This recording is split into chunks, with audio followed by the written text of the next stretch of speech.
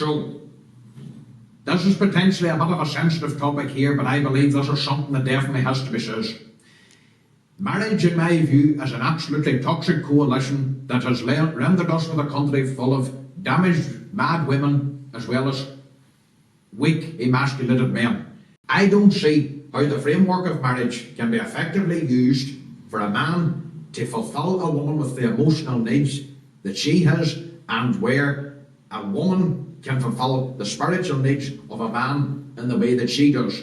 I think what has ended up happening is that the structure of marriage in its current form puts the bar far too high. And what ends up happening is men have to overpromise everything in order to get anything. And then the women believe it. And then they build this fantasy in their head. And then whenever it blows up, nobody can work out why. And they say, oh, but we're staying together for the children. We don't know where it all went wrong. But maybe it's not the man, and maybe it's not the woman. Maybe the problem is marriage itself, and the fact that people don't really have the chance to be honest about what they want, or be more truthful with themselves about what they want to get.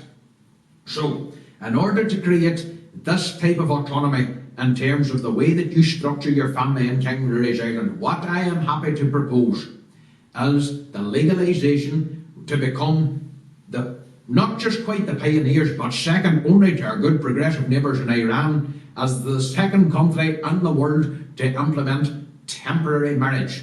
Allow people to set their own time frames, if that's for a month, a year, 5 years, 10 years, and be honest about the purposes for which they are engaging on into this collaboration, whether it's to have children, whether it's to grow a business, whether it's to travel the world.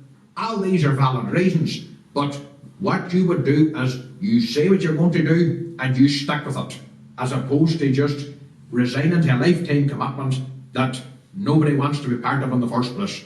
Doing this, in my view, would create for much greater social cohesion across all areas of society.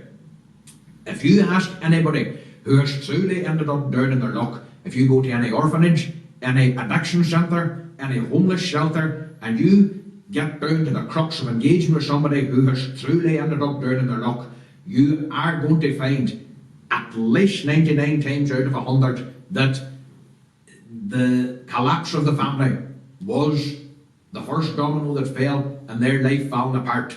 So I think a few more options for people to be more honest about what they do want, what they don't want, and what they're going to give and what they want to get would enable much greater level of cohesion on this basis, which would indirectly lead to much greater cohesion across the board. This is a very new concept, and I'm very keen to hear what you think about this. Goramila, my Holland.